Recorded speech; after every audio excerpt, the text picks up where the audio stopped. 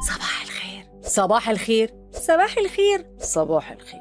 أنشطة هتستخدميها مع ابنك عشان تعرفي الصوت واختلافاته. الأطفال هيحطوا أطراف صوابعهم على رقبتهم ويحسوا الاهتزازات بتاعة الصوت وهم بيتكلموا. هنبدأ نحكي عن الأصوات الهادية أو الأصوات العالية في المايك. هنجرب نحط إيدينا حوالين بقنا ونتكلم بصوت عالي جدا أو صوت واطي جدا، أو إزاي هنضخم الصوت. كمان هستخدم مناخيري وأسدها وأتكلم وأوريهم أنا إيه اللي هيحصل في صوتي. صوتي اتغير إزاي؟ لو الطفل أكبر شويتين ممكن أسمعه صدى الصوت لو وقفته على حاجة قريبة من السقف أو في مكان كبير ومفتوح. هجيب كوباية وأقصها من تحت وأعملها زي المايك وأتكلم وأعلي وأوطي في صوتي. حبة كروت والطفل هيسحبها ويقلد الصوت اللي هيطلع في الكارت، يعني لو صوت حيوان هيقلد صوت الحيوان. وممكن نسجل أصوات الحيوانات المختلفة وكل طفل يختار يعمل صوت ونسجله ونسمعه لهم.